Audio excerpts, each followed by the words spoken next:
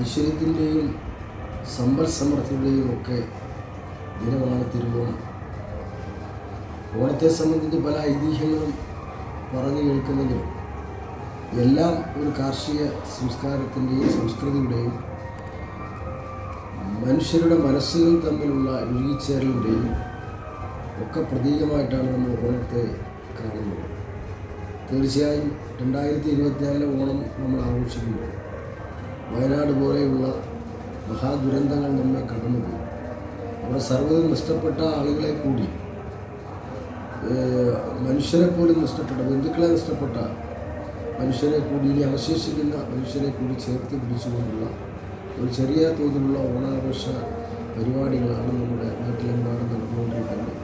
തീർച്ചയായും എല്ലാ പ്രതിസന്ധികളെയും മറികടക്കാനും ഐശ്വര്യത്തിലേക്ക് നമ്മുടെ നാടിനെയും മനുഷ്യരെയും കൈപിടിച്ച് കൊണ്ടുപോകാനും ആവശ്യമായിട്ടുള്ളൊരു പ്രചോദനമായി 2024 ഓണാഘോഷ പരിപാടികളെ നമുക്ക് മാറ്റി തീർക്കേണ്ടതായിട്ടുണ്ട്.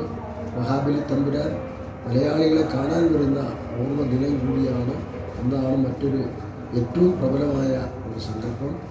ആ സങ്കല്പത്തിൽ അടിയുറച്ച് വിശ്വസിച്ചുകൊണ്ട് നമുക്ക് ഒത്തൊരുമയോടുകൂടി മുമ്പോട്ട് പോകാം എന്ന് ഈ അവസരത്തിൽ എല്ലാവരെയും ഓർമ്മപ്പെടുത്തിക്കൊണ്ട് തിരുവിതാംകൂർ ദേവസ്വം ബോർഡ് മെമ്പർ എന്ന നിലയിൽ എല്ലാ മലയാളികൾക്കും, ലോകത്ത് ഇന്ന് ഇത് ശ്രദ്ധിക്കുന്ന, ഇത് കേൾക്കുന്ന എല്ലാ മലയാളികൾക്കും തിരുവിതാംകൂർ ദേവസ്വം ബോർഡിൻ്റെ